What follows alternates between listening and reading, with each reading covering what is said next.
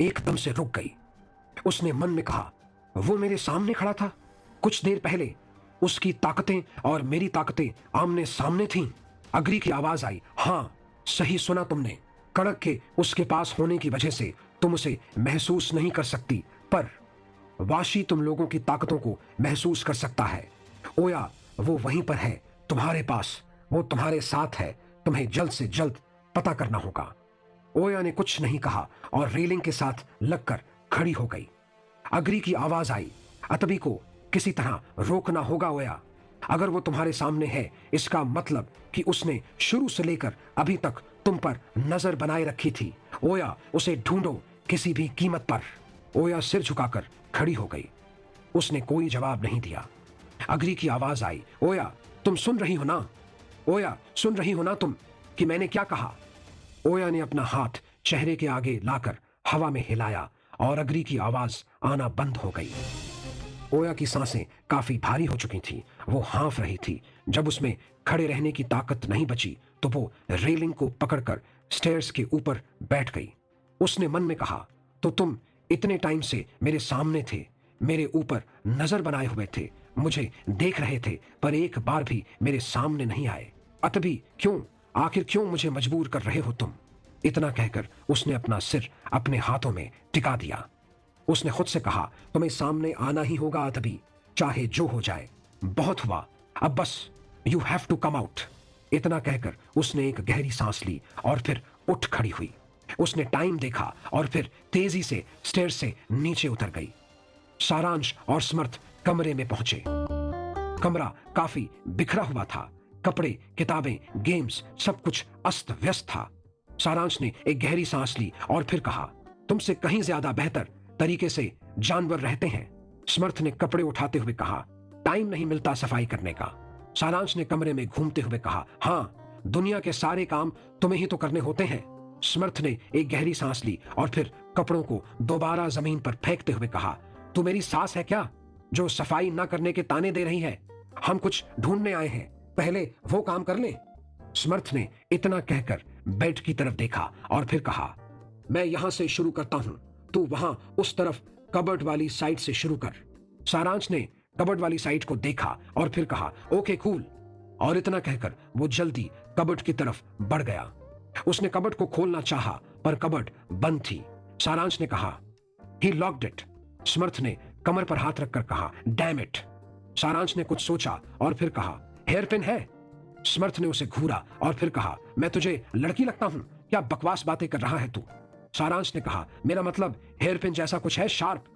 समर्थ ने उसकी तरफ देखा और फिर कहा, तू लॉक तोड़ने की बात कर रहा है? सारांश ने कहा, ट्राई करने में क्या जाता है। समर्थ ने सिर हिलाया और वॉशरूम की तरफ बढ़ गया। जब वो वापस आया तो उसके हाथ में एक कील थी जिसकी एक खास शेप बनी हुई थी। समर्थ ने उसे सारांश की तरफ बढ़ाते हुए कहा, हेयर पकड़। सारांश ने कील को लिया और फिर मुस्कुराकर कहा, तूने ये अभी तक संभाल कर रखी है? समर्थ ने टेबल को सर्च करते हुए कहा, काम कर अपना। सारांश मुस्कुराकर कबर्ड की तरफ मुड़ गया। उसने कील को खोलकर लॉकर में डाला और फिर हैंडल को पकड़कर वो कील को घुमाने लगा। समर्थ सर्च करते हुए रुक गया और वो उसकी तरफ देखने लगा। सारांश ने कबर्ड की तरफ देखा और फिर कील को एकदम से दूसरी तरफ घुमा दिया। एक तेज आवाज आई और लॉकर खुल गया। सारांश ने एकदम से पलटकर समर्थ की तरफ देखा। समर्थ ने उसे थम्स अप दिखा दिया। सारांश ने लॉकर खोला तो कपड़ों का एक और ढेर उसके मुंह पर आकर गिरा। सारांश ने आंखें बंद कर ली और फिर उसने कहा, व्हाट द? समर्थ मुस्कुराकर पलट गया और उसने टेबल के ड्रॉर देखना शुरू कर दिए। सारांश ने कपड़े हटाए और कबर्ड की तलाशी लेना शुरू कर दी। समन्वय, समय और किंचित लॉकर रूम में पहुंचे। किंचित ने कहा, लॉकर लेफ्ट साइड है, उस तरफ। वो तीनों उस जगह पहुंच गए। सारे लॉकर में नंबर वाले लॉकर लगे हुए थे। संचित के साथ में ही विमेश का लॉकर भी था। समन्वय ने कहा, ये संचित और विमेश एक दूसरे के बारे में सब जानते हैं ना? किंचित और समय ने उसकी तरफ देखा। समय ने कहा, हाँ, एक दूसरे के बारे में सब जानते हैं ना? समन्वय ने कहा, तब वो एक दूसरे के लॉकर का पासवर्ड भी जानते होंगे ना? किंचित ने उसकी तरफ देखा और फिर कहा, तो तुम्हारे कहने का मतलब है कि? समन्वय ने हाँ में सिर हिलाया और कहा, संचित इतना बेवकूफ तो है नहीं। उसे पता है कि अगर डीन चाहे तो उसके लॉकर का लॉक तोड़ सकता है, पर किसी का विमेश पर ध्यान नहीं जाएगा। समय ने कहा, तो विमेश का लॉकर भी चेक कर लेंगे, हो सकता है कि संचित ने वहीं कुछ रखा हो। किंचित ने कहा, पर करेंगे कैसे? हमें संचित के लॉकर का पासवर्ड पता नहीं है। विमेश के लॉकर का पासवर्ड कैसे पता चलेगा? और अगर हमने लॉकर को तोड़ा तो? इतना कहकर उसने ऊपर की तरफ देखा और फिर कहा, यहां पर कैमरा है, सिक्योरिटी वाले 5 मिनट में पहुंच जाएंगे यहां पर। समन्वय ने मुस्कुराकर सिर हिला दिया। वो आगे बढ़ा और उसने संचित के लॉकर के लॉक के नंबर्स को घुमा दिया। लॉक एकदम से खुल गया। समय और किंचित हैरानी से उसकी तरफ देखने लगे। समन्वय ने बिना उनकी तरफ देखे कहा, ऐसे मत देखो, विमेश का पासवर्ड 5553 है। Unlock it and search it then. उन दोनों ने सिर हिलाया और फिर हैरानी से विमेश के लॉकर की तरफ बढ़ गए। समय ने नंबर्स ट्राई किए और लॉक खुल गया।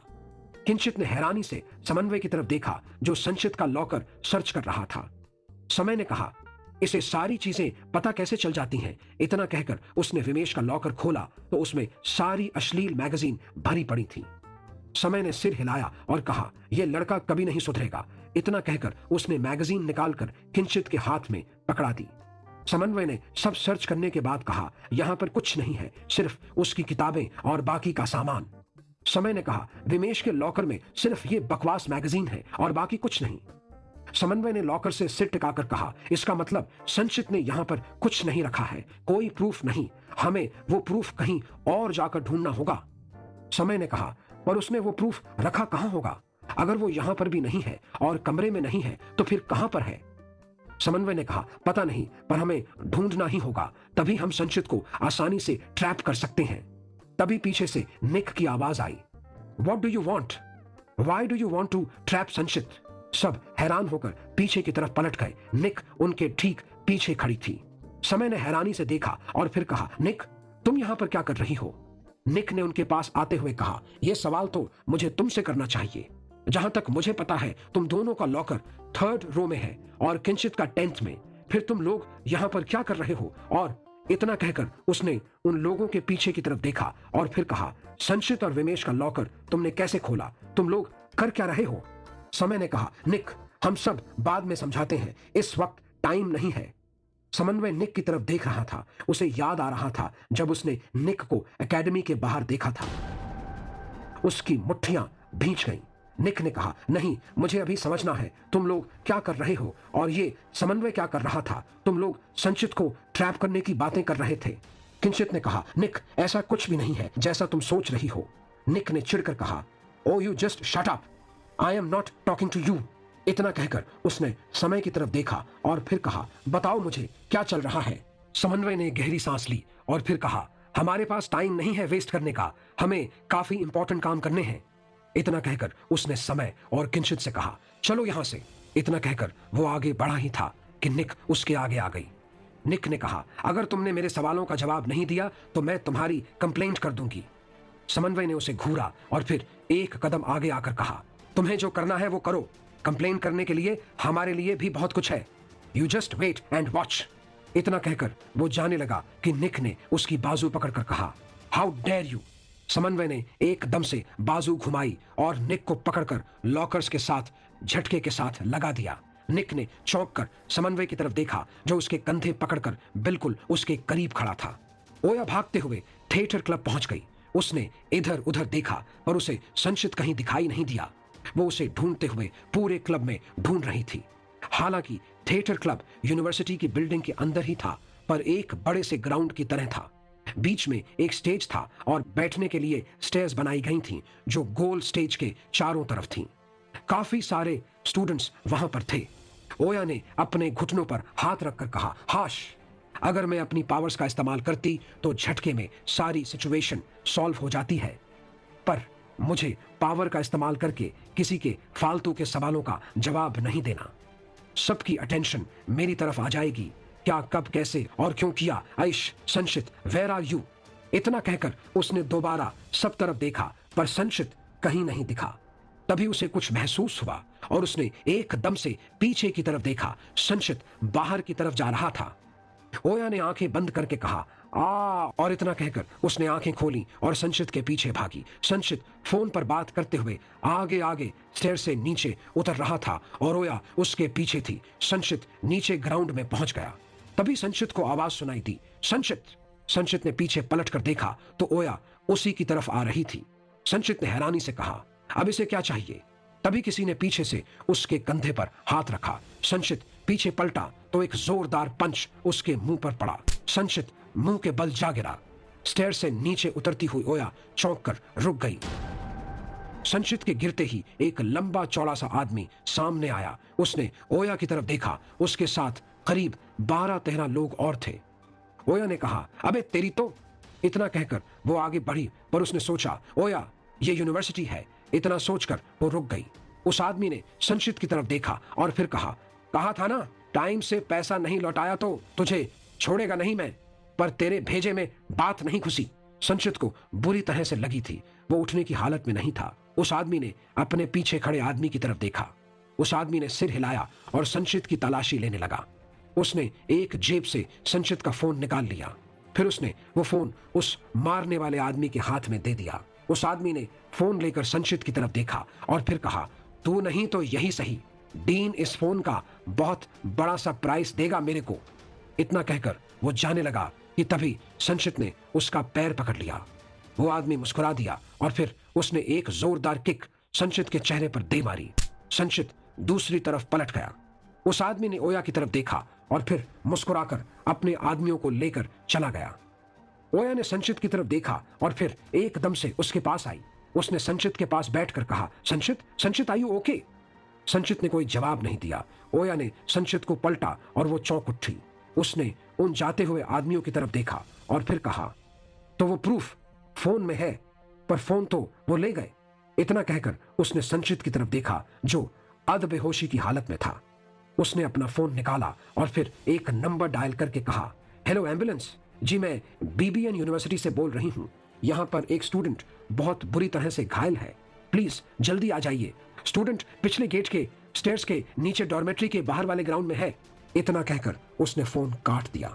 फिर उसने इधर उधर देखा और फिर संचित को एकदम से उठाकर बेंच पर बिठा दिया। फिर उसने कहा, संचित जस्ट वेट हियर, मुझे उन आदमियों से तुम्हारा फोन लाना है, इट्स रियली इंपॉर्टेंट, ओके? इतना कहकर वो बाहर की तरफ जाने लगी। तभी सारांश और समर्थ उस तरफ डॉर्मेट्री से बाहर आए। उन्होंने संचित को देखा। समर्थ ने एकदम से कहा, संचित, और वो उसकी तरफ आए। समर्थ ने एकदम से उसके हाथ को पकड़ा और कहा, संचित क्या हुआ तुझे? सारांश ने कहा, इसे किसी ने मारा है। तभी संचित ने कुछ कहा। समर्थ ने कहा, क्या संचित? हाँ बोल। संचित ने अटकते हुए कहा, ओया से सेव हर। सारांश और समर्थ चौंक उठे। सारांश ने कहा, ओया कहां पर है? संचित ने कांपते हुए गेट की तरफ इशारा किया और फिर कहा, मेरा फोन, वो आदमी, ओया उनके पीछे। समर्थ और सारांश ने एक दूसरे की तरफ देखा। समर्थ ने कहा, कहीं वो फोन में तो नहीं है? सारांश ने उसके कंधे पर हाथ रखा और कहा, इसे संभाल, मैं ओया को रोकता हूं। इतना कहकर सारांश एकदम से गेट की तरफ भाग गया। निक हैरानी से समन्वय की तरफ देख रही थी। समय ने कहा, समन्वय काम डाउन। समन्वय निक को घूर रहा था। निक ने तेज आवाज में कहा, क्या कर रहे हो तुम? समन्वय ने पकड़ को मजबूत करते हुए कहा, मैं क्या कर रहा हूं? तुम क्या कर रही हो? तुम्हें क्या लगता है किसी को पता नहीं चलेगा कि तुम लोग क्या कर रहे हो? अपने ग्रेड बढ़ाने के लिए किस तरह बाकी के स्टूडेंट्स की मेहनत पर अपने पैसों से पानी फेर रहे हो? मैंने सुना था कि एजुकेशन पैसों से नहीं खरीदी जाती, पर तुमने तो वो भी कर दिखाया। निक ने हैरानी से उसकी तरफ देखा और फिर कहा, क्या बकवास कर रहे हो तुम? समन्वय ने तेज आवाज में कहा, स्टॉप प्रिटेंडिंग। मुझे पता था कि तुम भी इस सब करप्ट सिस्टम का हिस्सा हो। किंचित ने उन दोनों की तरफ देखा और फिर समन्वय को हटाते हुए कहा, समन्वय होश में आओ, क्या कर रहे हो तुम? Calm down. समन्वय ने निक को छोड़ दिया। समय ने कहा, समन्वय जस्ट काम डाउन, संभाल खुद को। निक ने उन तीनों की तरफ देखा और फिर कहा, समन्वय क्या कर रहा था? मैं पैसों से एजुकेशन खरीद रही हूं, मतलब क्या चल रहा है? समन्वय ने चिढ़कर कहा, क्यों, तुम्हें नहीं पता क्या? तुम्हें नहीं पता कि हमारे कुछ टीचर प्राइवेट एकेडमी को पेपर्स बेच रहे हैं और तुम जैसे स्टूडेंट्स जो उन एकेडमी में पढ़ रहे हैं, उन्हें स्पेशल क्लास के नाम पर उन एकेडमी में इन पेपर को पढ़ाया जाता है, डोंट यू नो? निक ने हैरानी से उसकी तरफ देखा और फिर कहा, तुम सच बोल रहे हो? समय ने कहा, तुम्हें तुम्हें नहीं पता था? निक ने ना में सिर हिला दिया। समन्वय ने कहा, ओ प्लीज झूठ मत बोलो, हमने तुम्हें खुद देखा था उसी एकेडमी के बाहर जहां नवीन सर स्पेशल क्लास देने जाते हैं। निक को एकदम से याद आया कि उसे समन्वय एकेडमी के बाहर मिला था। उसने एक गहरी सांस ली और फिर कहा, तो तुम्हें लगता है कि वहां तुम मुझे उस एकेडमी के बाहर मिले तो मैं वहां क्लास लगवाने गई थी? किंचित ने कहा, तो तुम वहां पर क्लास के लिए नहीं गई थी? निक ने कहा, हम काफी बुरे हैं पर गिरे हुए नहीं हैं, मैं वहां पर एकेडमी में नहीं गई थी। समन्वय ने एक फीकी हंसी हंस दी। निक ने उसकी तरफ देखा और फिर कहा, तुम्हें नहीं मानना है मत मानो, पर मैं वहां एकेडमी में नहीं गई थी और ना ही मैं किसी प्राइवेट एकेडमी में कोचिंग लेती हूं। समन्वय ने कहा, तो मतलब तुम्हें नहीं पता? तुम्हें पता नहीं था? निक ने कहा, नहीं, एंड डोंट वरी, मैं किसी को बताऊंगी भी नहीं। जहां तक मुझे समझ में आ रहा है ये सब तुम लोग संयम को इनोसेंट प्रूफ करने के लिए कर रहे हो। मुझे पता है कि उसने पेपर नहीं चुराए हैं, इसीलिए मैं किसी से कुछ नहीं कहूंगी। तुम जो भी करना चाहते हो करो, मेरी हेल्प चाहिए होगी तो बताना। तभी संयम का फोन वाइब्रेट हुआ।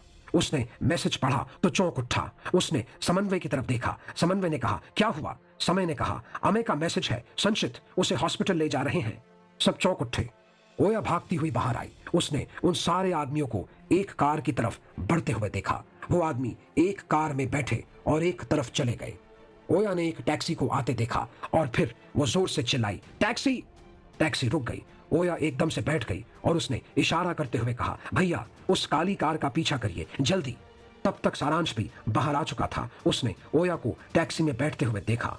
वो टैक्सी की तरफ बढ़ा और उसने कहा, ओया नो वेट स्टॉप। और उसके कहते कहते ही टैक्सी निकल चुकी थी। उसने कहा, शिट, ये लड़की भी ना, डैम इट। और इतना कहकर उसने भी एक टैक्सी को हाथ दे दिया। वो बैठ गया और उसने ड्राइवर को ओया की टैक्सी का पीछा करने के लिए कहा। ड्राइवर ने टैक्सी को ओया की टैक्सी के पीछे लगा दिया।